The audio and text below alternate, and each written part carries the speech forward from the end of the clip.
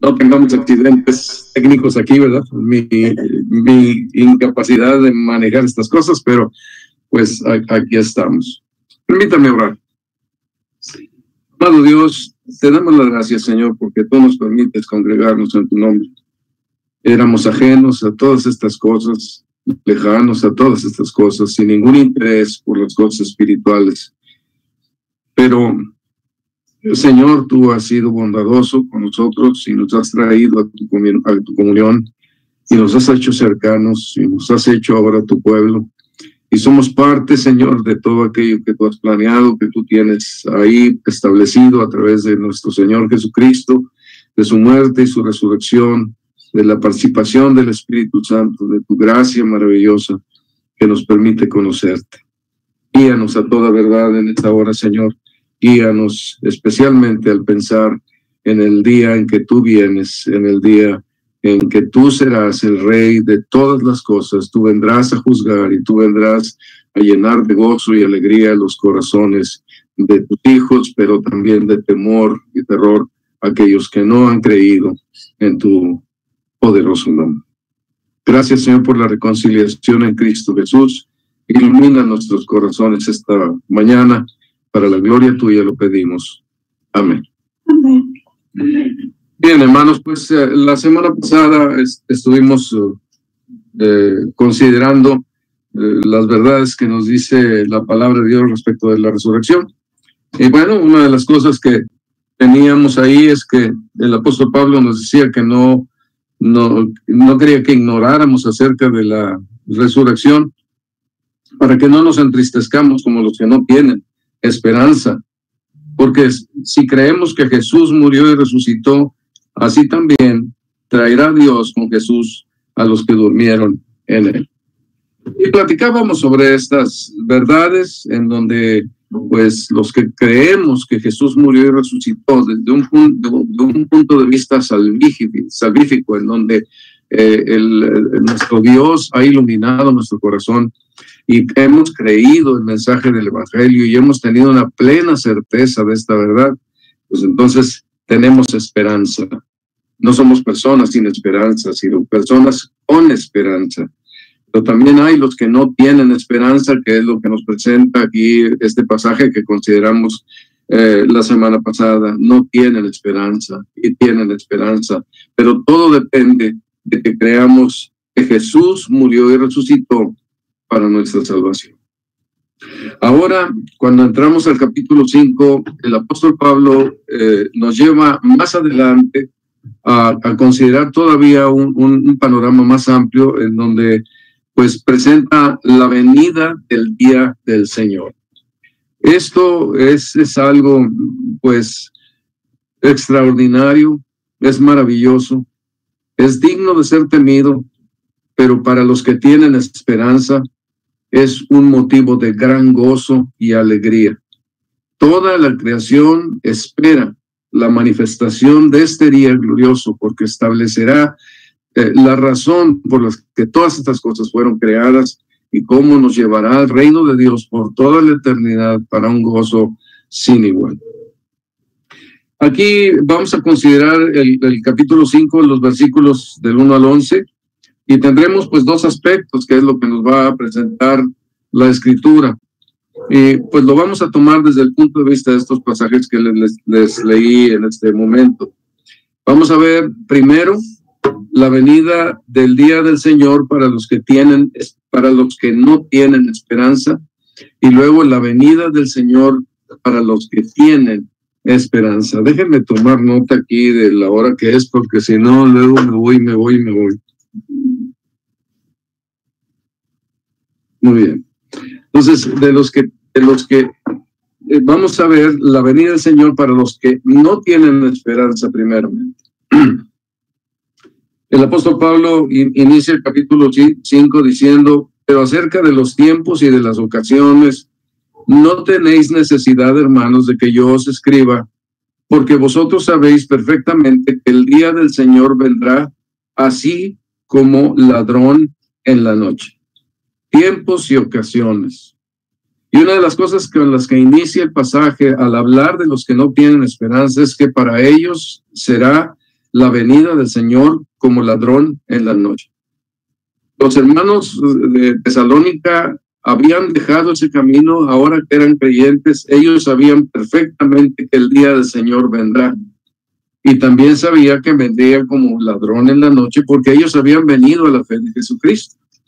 Así que ahora, en la venida del Señor, ellos estaban plenamente confiados y Pablo les escribe para que estén plenamente confiados, totalmente seguros, que no sea algo para tener temor en la venida de Cristo, que es digna de temor, pero no para los creyentes, al contrario.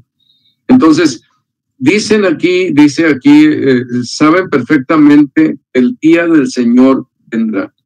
Esta es la esperanza que nosotros tenemos y es una esperanza de certeza total. Es inminente, es extraordinario, es opresivo y es intimidante también esto de lo que nos habla la venida del Señor. Entonces la venida del Señor es como lo que leímos en la semana pasada acerca de la nube. Recordarán que la nube que iba en la vanguardia de los hijos de Israel se pasa a la retaguardia para defenderlos de los egipcios. Entonces, por un lado, la nube para los egipcios era oscuridad, pero para los de Israel era luz, era guía. Entonces, es algo parecido. El día del Señor, para los que esperan en el Señor, pues será algo hermoso y glorioso, y para los que no, será oscuridad y terror. Entonces, el Señor vendrá.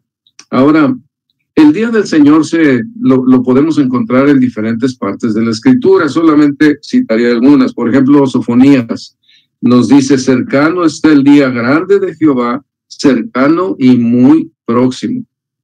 Luego el Señor Jesucristo dijo a los fariseos que el día del Señor, el reino de Dios, no vendría con advertencia, sería algo intempestivo, algo sorpresivo.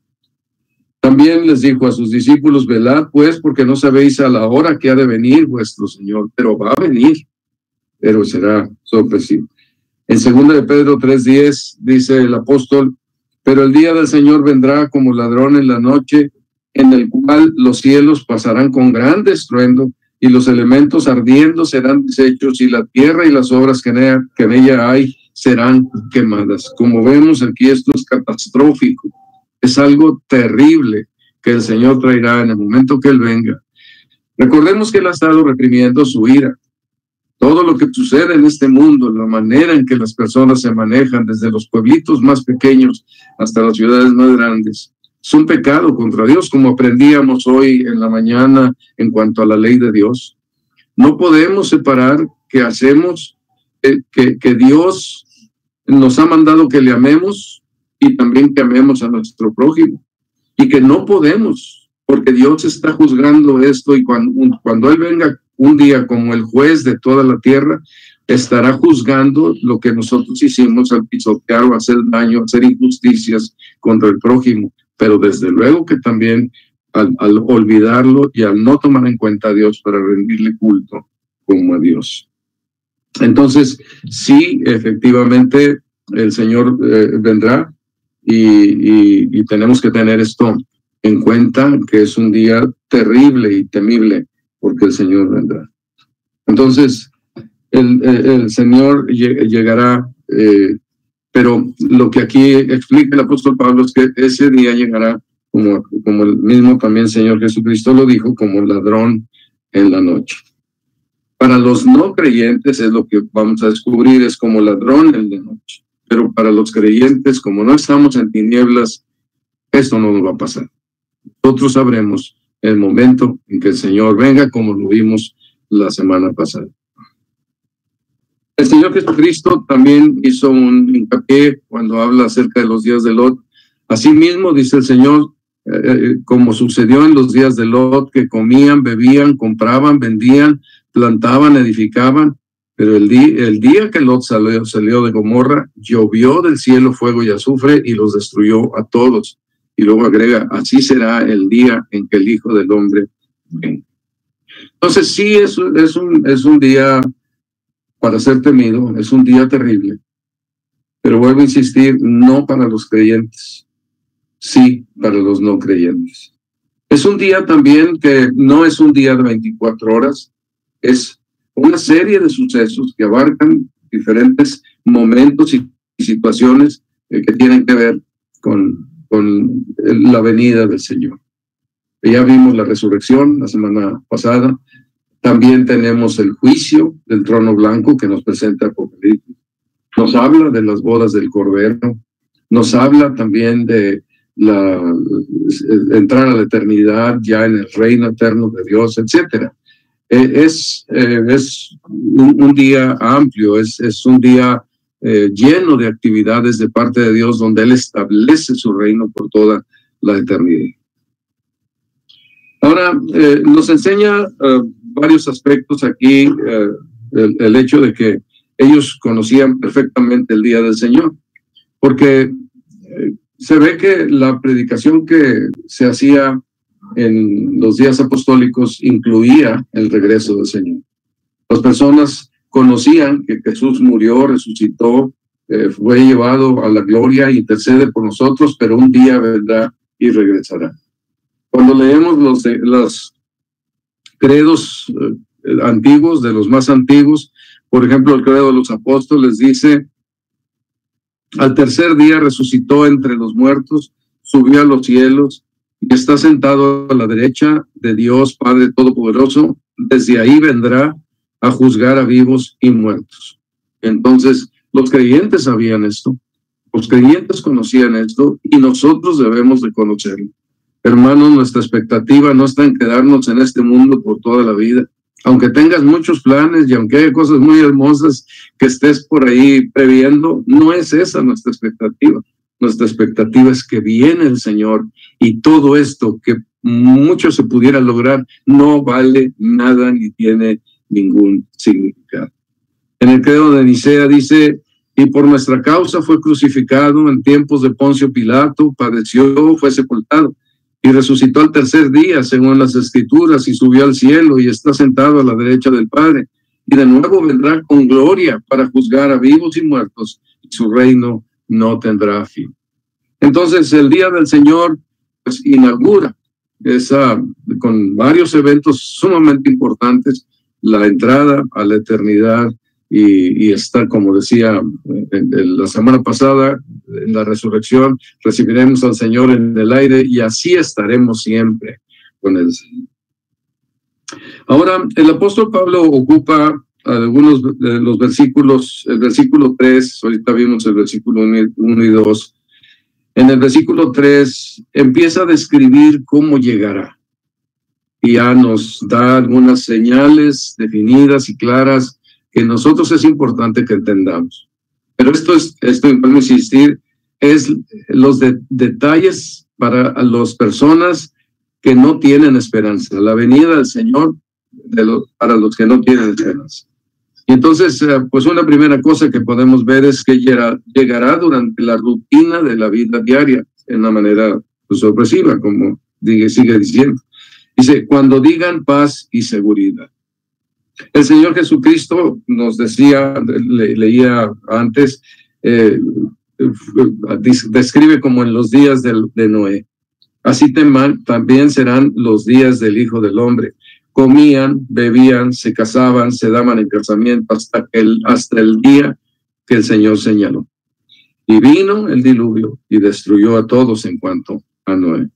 Entonces, una de las verdades que podemos entender aquí es que llegará cuando menos lo esperan, cuando se sientan más seguros y confiados, viviendo una paz y una seguridad de creación humana que para ellos puede parecer hermosa, de hermosa apariencia, pero es completamente endeble. ¿Cómo ha sido la paz que se ha establecido entre las naciones, sean feudos o sean naciones como ahora? Siempre es paz endeble, es paz que no tiene solidez. La solidez de la paz la da el Señor Jesucristo, no la dan los hombres, porque los hombres tienen intereses y tienen actividades mezquinas, ocultas, secretas, para traicionar muchas veces los mismos acuerdos que se hacen. No puede haber entre las personas no creyentes una paz duradera y estable. La única paz duradera y estable la hace el Señor cuando Él venga y establezca su reino con Él como el Rey Supremo. Entonces, no, ellos dirán paz y seguridad, pero no tendrán esta paz y seguridad. Siempre estará endeble las paz que ellos presenten, pero sí tendrán la rutina de la vida, pero en ese momento vendrá. Otra de las cosas que nos enseña también la porción es que llegará con destrucción repentina.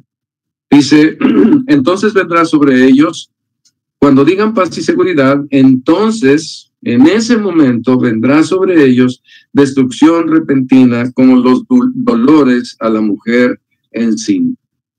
La palabra nos muestra que es algo sorpresivo. Entonces vendrá, entonces sucederá. Y también lo compara con los dolores de la mujer encinta. Todos nosotros, los casados, los que hemos estado con nuestra esposa en el momento del nacimiento del primer bebé, estamos a la espera y de repente ya llegó, y ya es el momento, y ya llegaron los dolores. Y a veces uno está en las peores situaciones. A mí me pescó una cuando estaba en el trabajo y un primo de nosotros tuvo que llevar a Cristina al hospital y yo iba todo nervioso.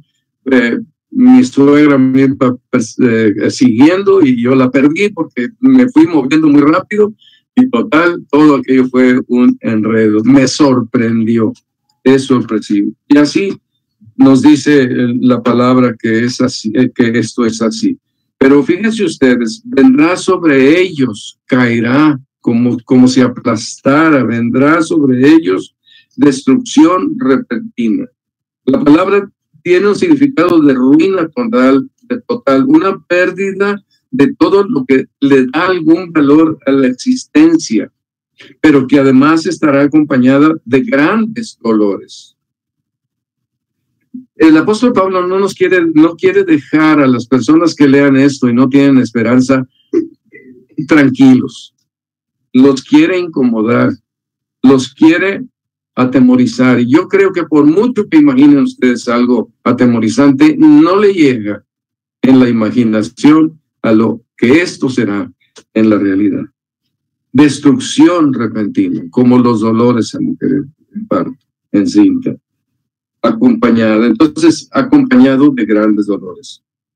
Ruina total, acompañado de grandes dolores, y llegará en forma repentina sin previo aviso. Déjenme leer un poco más del pasaje que citaba del Señor Jesucristo en Lucas 17. Dice, preguntado por los fariseos cuándo había de venir el reino de Dios, les respondió y dijo, el reino de Dios no vendrá con advertencia. Como fue en los días de Noé, así también será en los días del Hijo del Hombre. Comían y bebían, se casaban y se daban en casamiento, hasta el día en que entró Noé en el arca. Y vino el diluvio y los destruyó a todos. Asimismo, como sucedió también, como sucedió en los días de Lot, comían, bebían, compraban, vendían, plantaban, edificaban.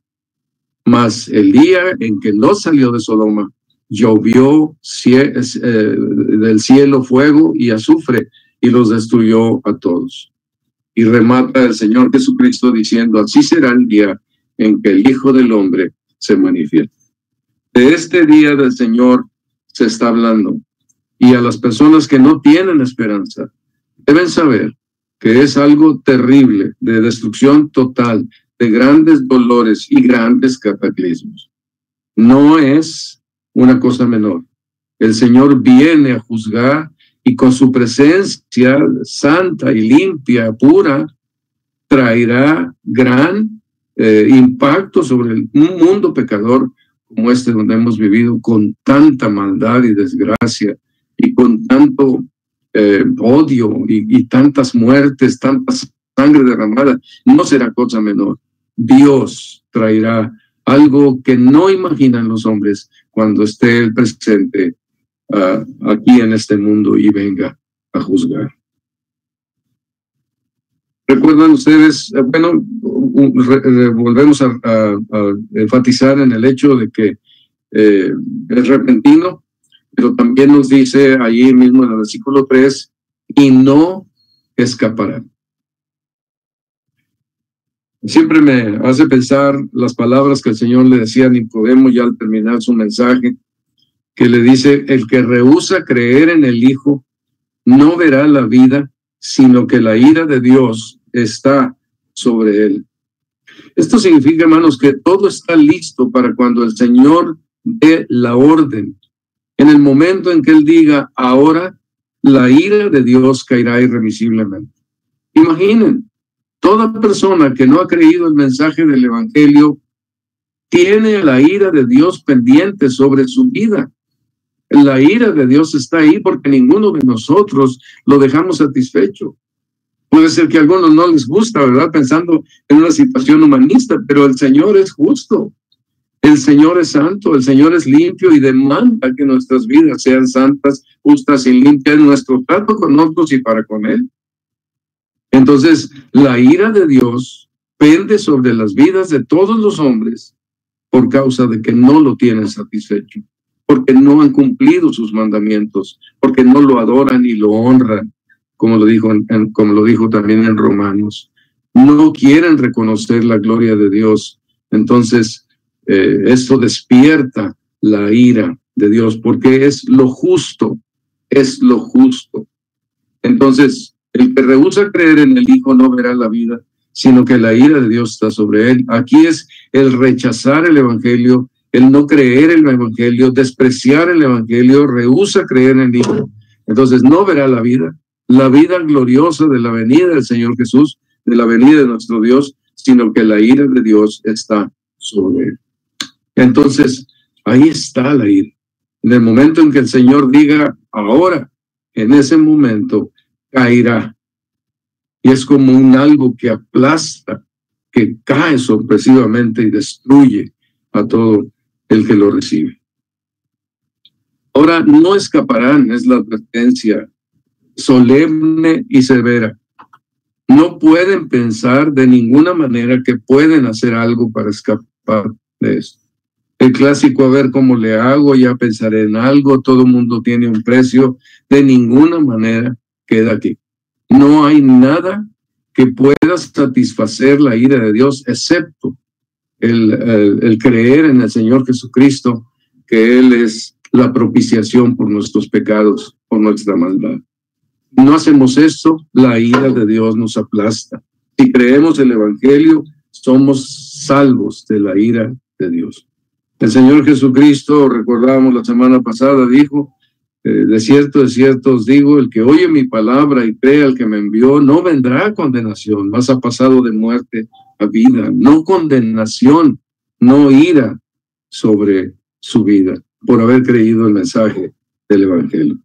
Colosenses 3:6 dice, la ira de Dios viene sobre los hijos de desobediencia, que no han seguido los principios, no han cumplido los mandamientos del Señor, no han tenido vidas justas y también no le han dado a Él.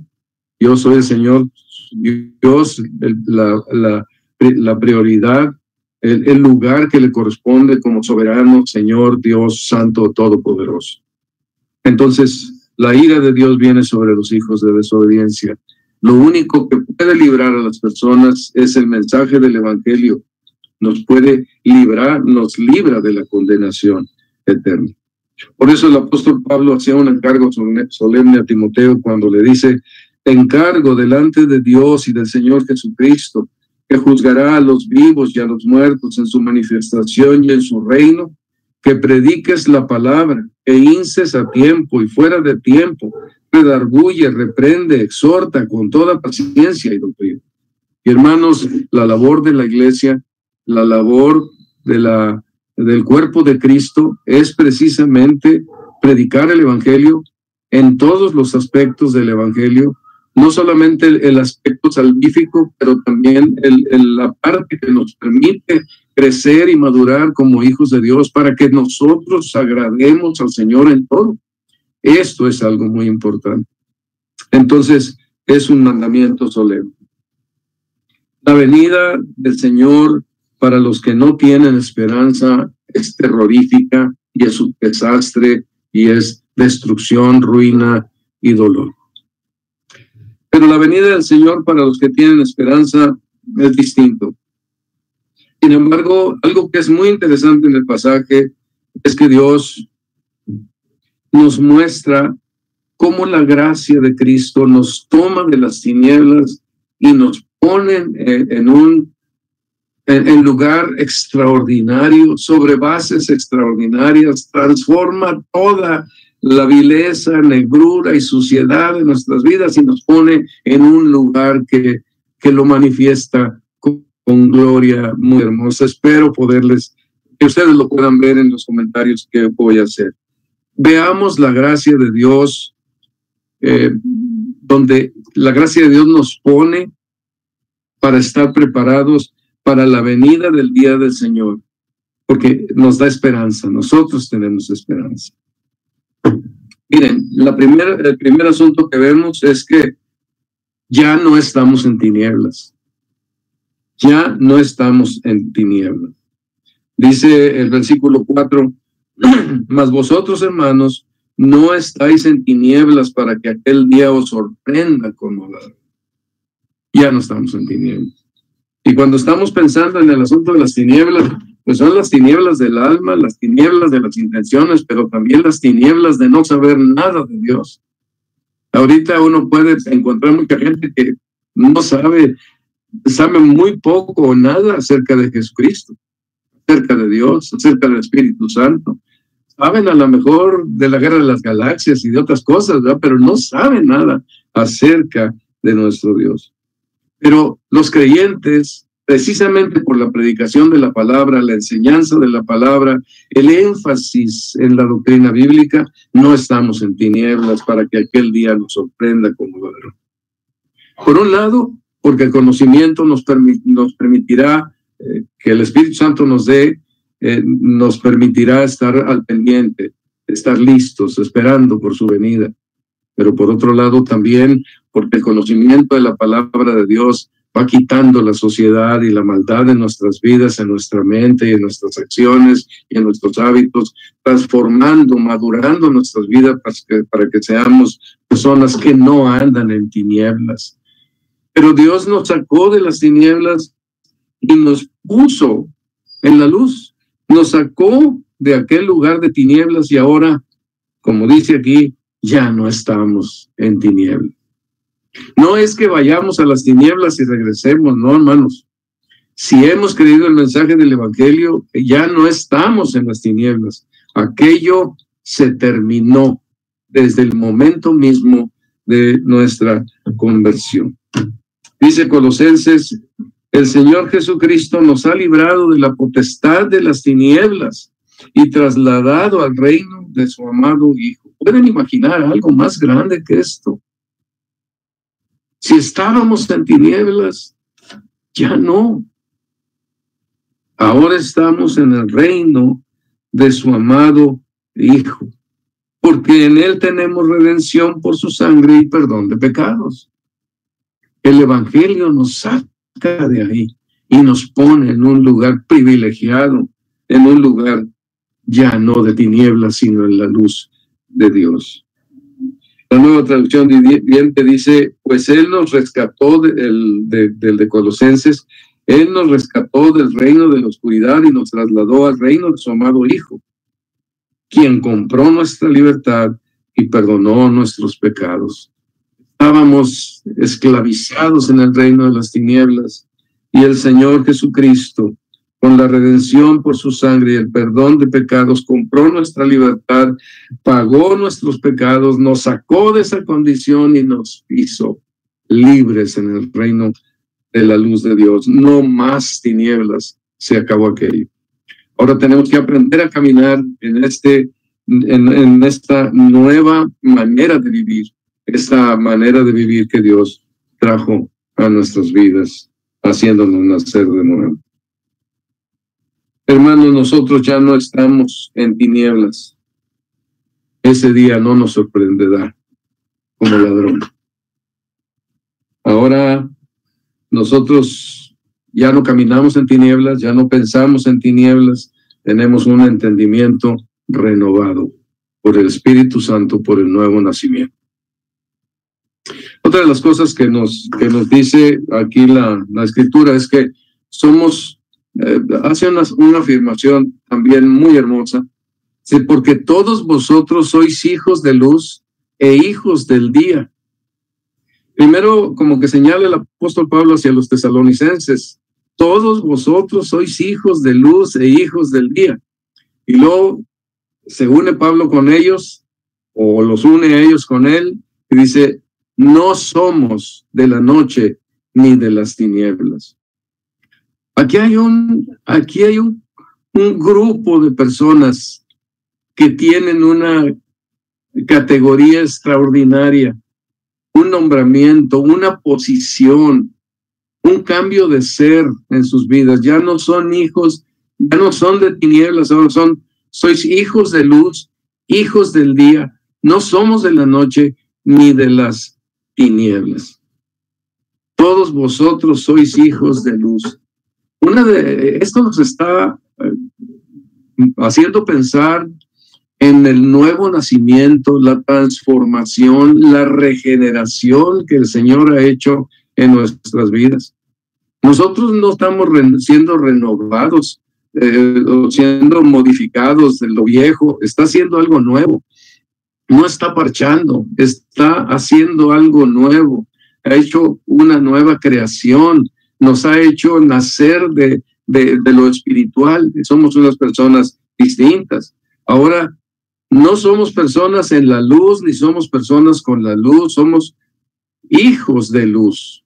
Esto significa que nosotros hemos nacido de esta luz gloriosa que es el Señor, esta luz gloriosa espiritual, y ahora tenemos una naturaleza que tiene que ver con la luz, no con las tinieblas. Tengo que hacer la aclaración de siempre, ¿verdad? Es cierto, tenemos todavía una naturaleza pecaminosa que se opone a la naturaleza de la luz, pero nosotros debemos aprender a caminar en la luz a pesar de la oposición de esa naturaleza pecaminosa. Nos lleva a vivir de acuerdo en una vida de obediencia como luz que somos. Nos lleva a ir adelante. Si antes fuimos tinieblas y vivíamos como personas, como hijos de las tinieblas, como hijos de ira, como hijos de desobediencia, como dice en Efesios, ahora ya no, ahora somos hijos de luz, vivimos como hijos de luz. Todos vosotros sois hijos de luz, no de la noche ni de las tinieblas, sois hijos del día, no de la noche ni de las tinieblas. Así que somos hijos de luz. Quise traer en este momento una porción de Efesios allá en el capítulo 5, y donde habla acerca de que seamos nosotros, que vivamos nosotros como hijos de Dios, como hijos muy amados.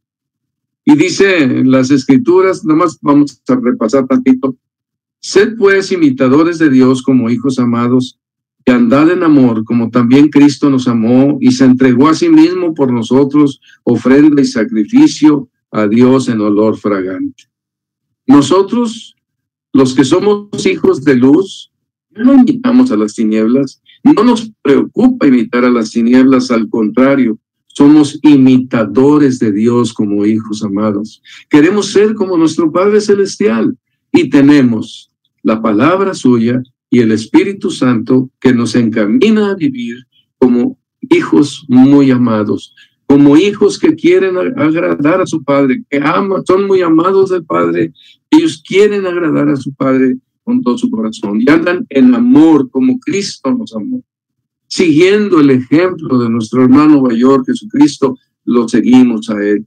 Él se entregó, tenemos una vida, valoramos el amor sacrificial de Jesucristo, valoramos el amor sacrificial de nuestro Señor Jesucristo, que se entregó por todos nosotros, y lo imitamos.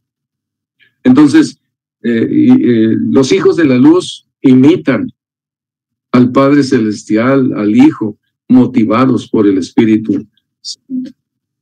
Otra de las cosas que nos dice en este pasaje es que los hijos de la luz evitan andar en las cuestiones de las tinieblas.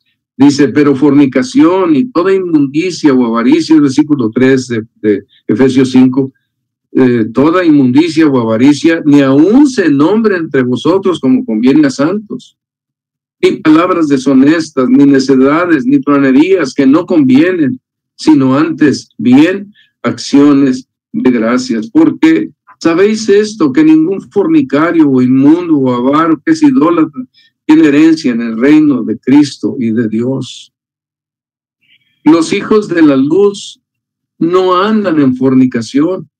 Pudieran tener la tentación, pero no es algo en lo que vayan a vivir y revolcarse.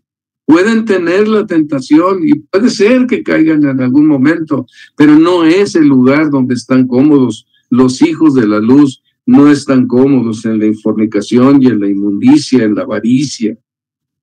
Y debemos de crecer y crecer de tal manera que llegue un momento en que ni aún se nombre entre vosotros, porque así conviene a los santos.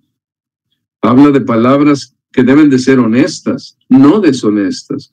Los hijos de la luz andan en palabras honestas, no andan en necedades, con tonterías diversas que no convienen, sino con acciones de gracia.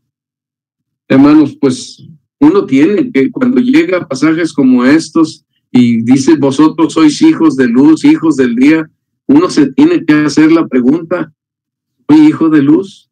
¿Soy hijo del día? Bueno, entonces, ¿cuál es mi relación con esas presiones sexuales que uno tiene en la vida por la motivación de todo lo que se ve y por los pensamientos que uno mismo puede llegar a tener, por las cosas que se oyen? ¿Qué es lo que dejo que se manifieste en mi vida? Tenemos que crecer en eso si somos hijos de la luz. Tenemos que estar más fortalecidos si somos hijos de la luz. Entonces, cada uno de nosotros tenemos una responsabilidad muy grande delante del Señor de vivir correctamente, porque entendemos que ningún fornicario o inmundo o avaro que es idólatra tiene herencia en el reino de Cristo y de Dios. Los hijos de la luz valoran el reino de Dios y andan de acuerdo a sus principios, a sus enseñanzas y a sus mandamientos.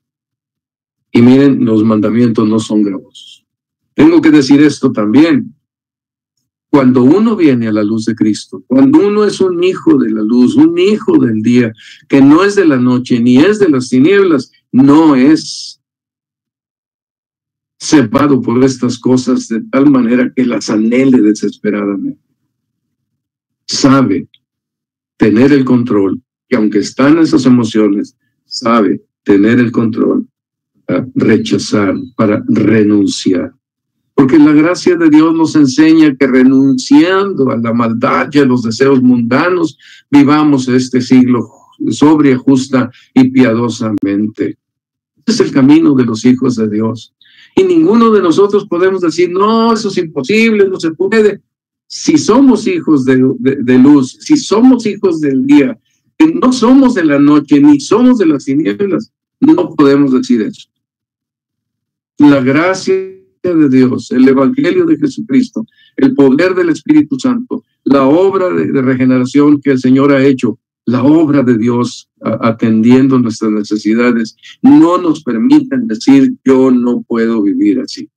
Si uno es hijo de la luz, hijo del día, no de la noche ni de las tinieblas, vive para el Señor.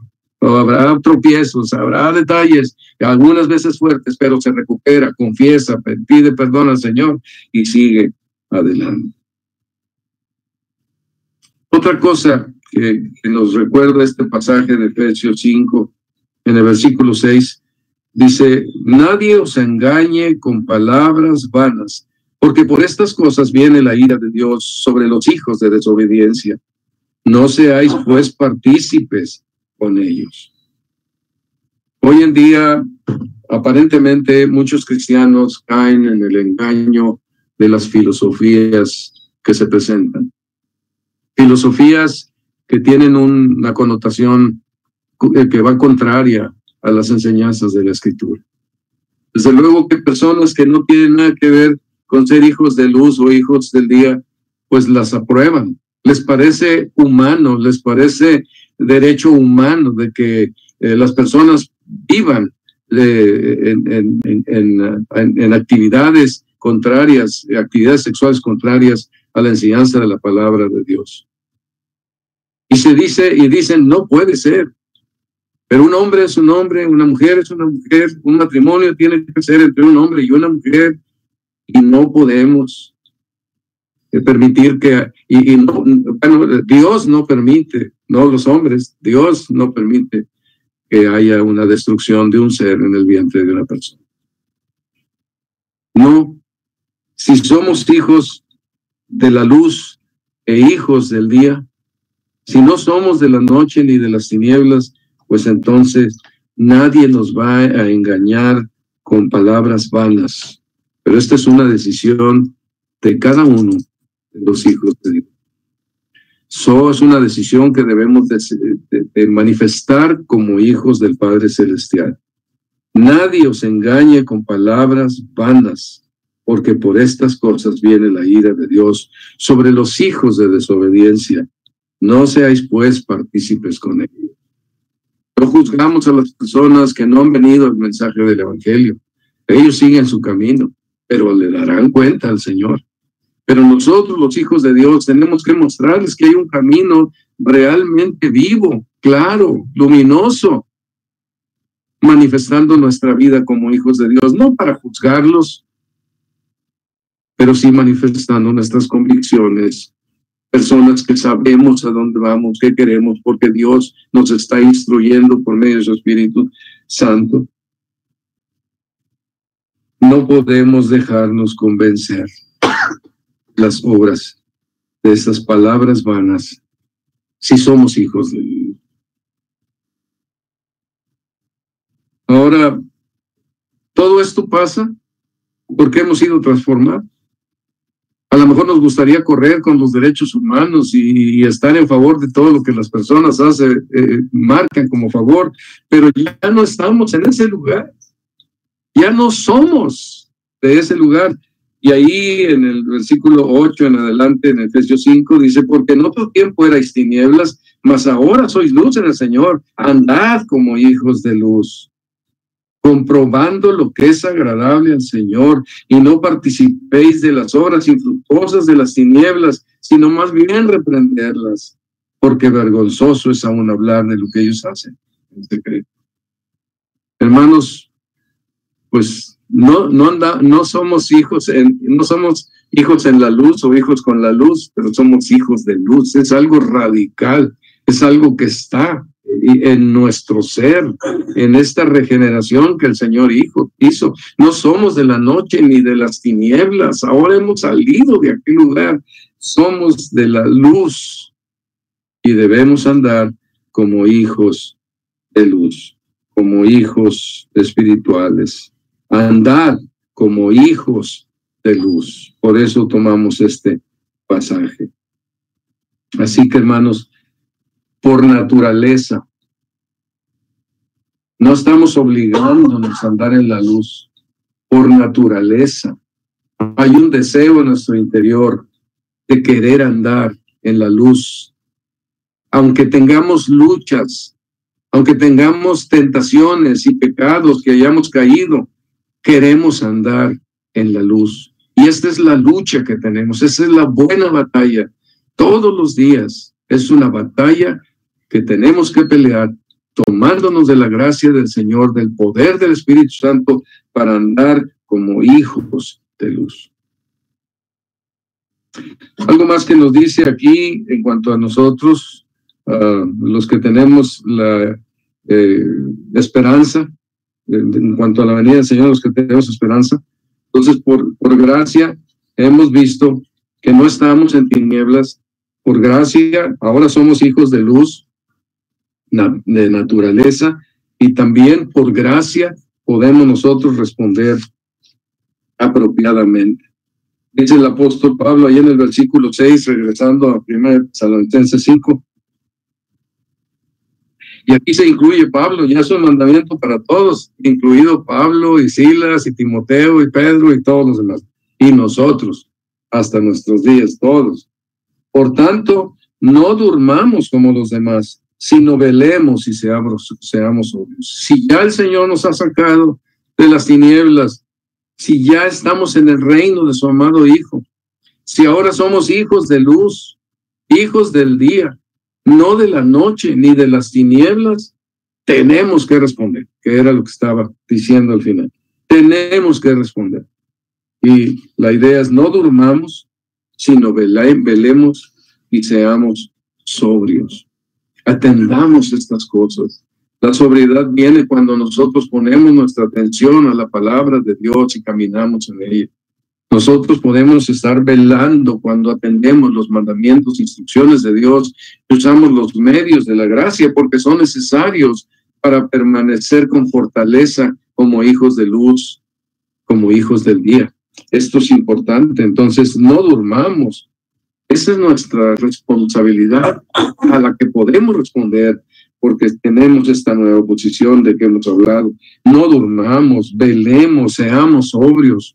Porque los demás, o sea, los que no tienen esperanza, duermen de noche y se embriagan de noche, viven en esas tinieblas. Nosotros ya no.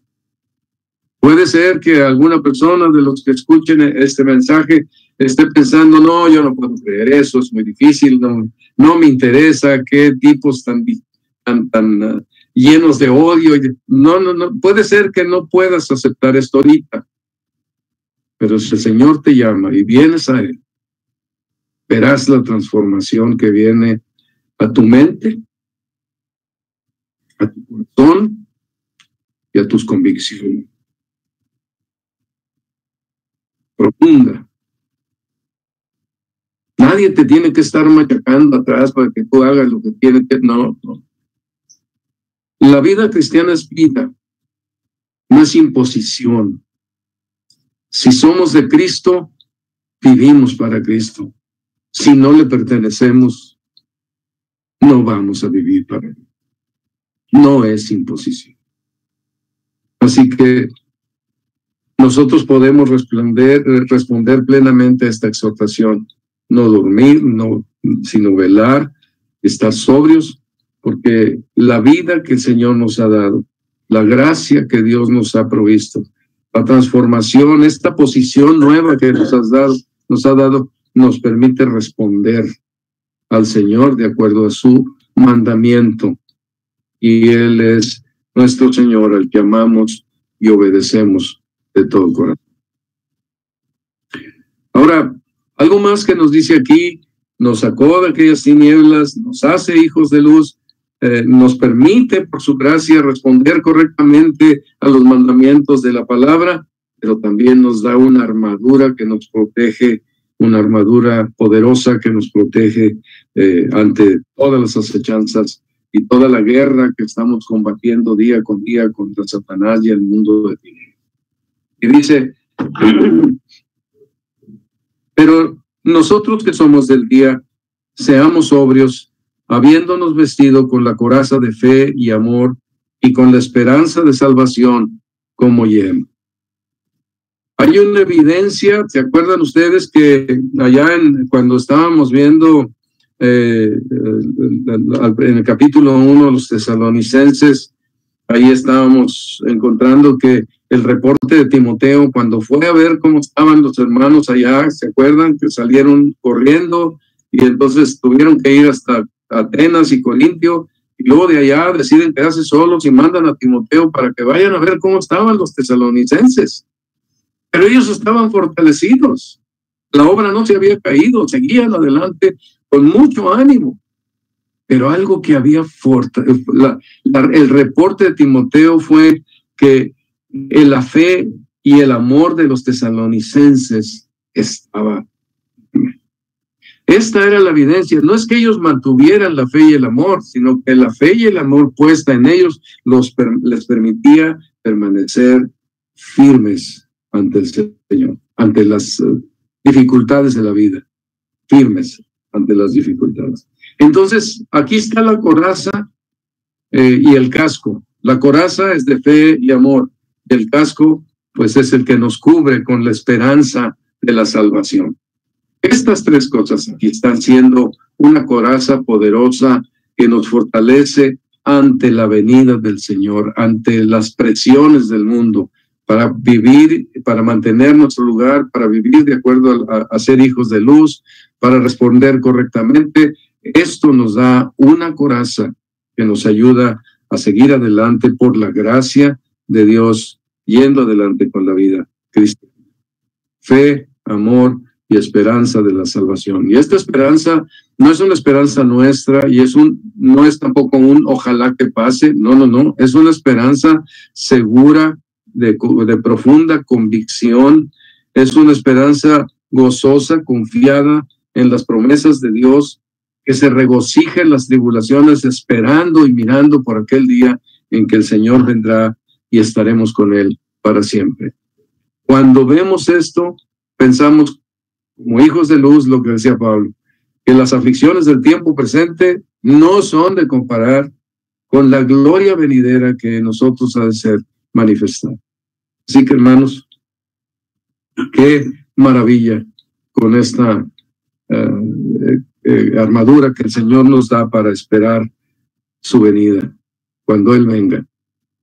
Y podemos morir y ya estar muertos cuando Él venga, o vivos cuando Él venga, pero estaremos gozosos.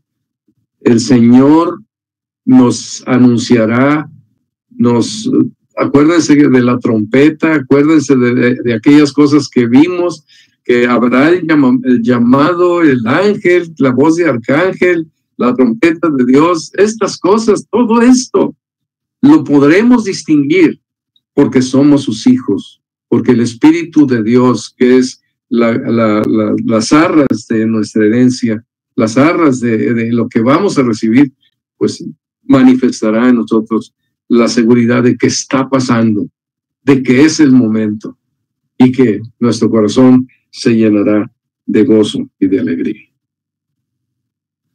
Los últimos versículos, hermanos, los últimos versículos que tenemos aquí son el 9 y el 10, que dice, porque no hay 10 y un último al final, porque no nos ha puesto Dios para ira, sino para alcanzar salvación por medio de nuestro Señor Jesucristo. Decíamos la semana pasada que a la venida del Señor se hace realidad aquello que hemos esperado y que hemos creído con certeza por la fe y por el poder del Espíritu Santo. Pero hemos hablado, anunciado, predicado, enseñado la importancia de la salvación.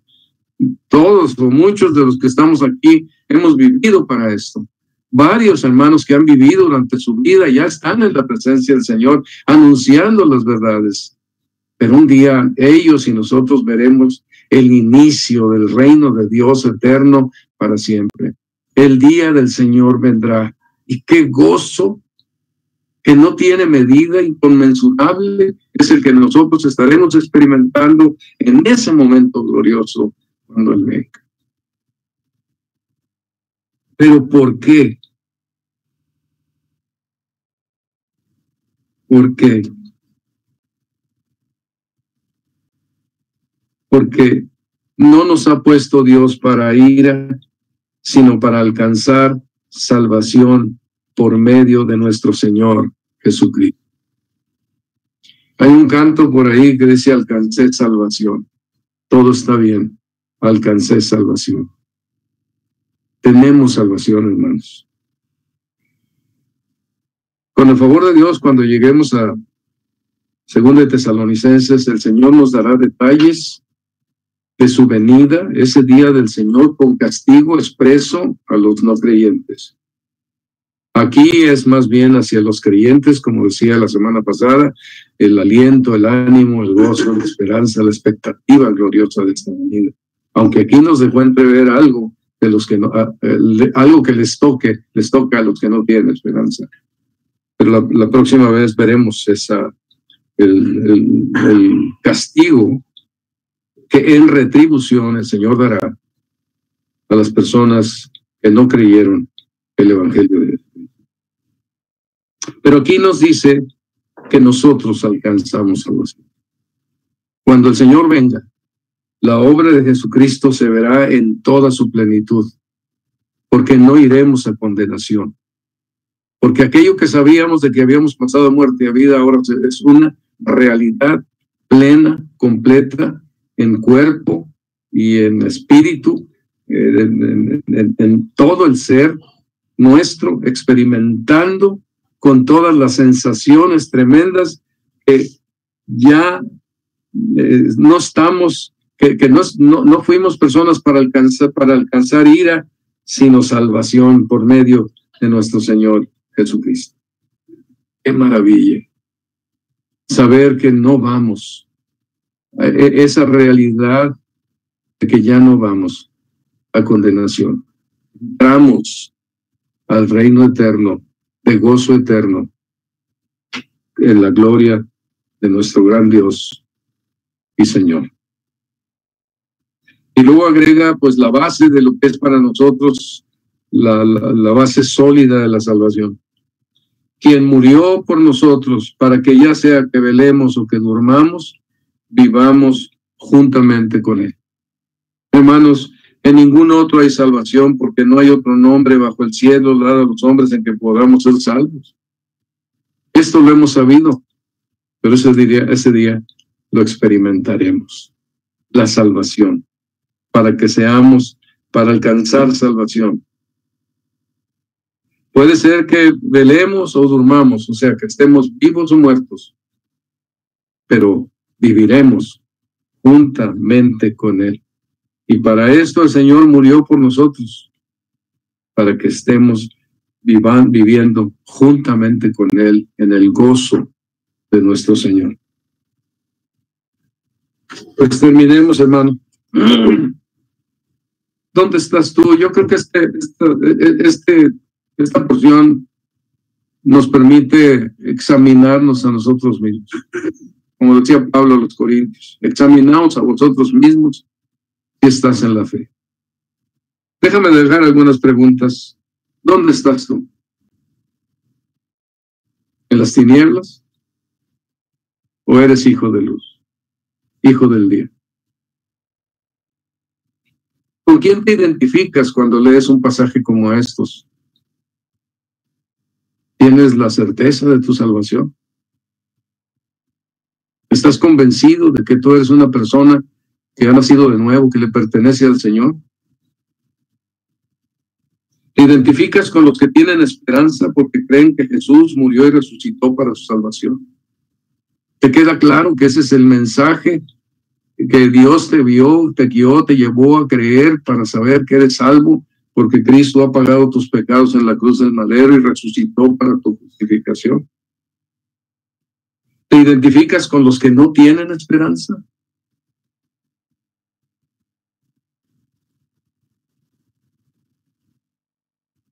Déjame decirte, si Dios ha iluminado tu corazón para creer en el Señor y en su salvación, hazlo hoy mismo. Y amados hermanos, el pasaje nos dice que con este mensaje, con esta enseñanza, con esta verdad, con esta expectativa que tenemos, nos animemos unos a otros y nos edifiquemos unos a otros. Hermanos, esto nos debe motivar para buscar al Señor. Yo creo que tenemos la oportunidad de servirle, de aprender de Él, de predicar su evangelio, de alabarle, de adorarle, de bendecir su glorioso nombre, de llevar el anuncio de sus virtudes a todas partes. Hagámoslo, pero también preparémoslo.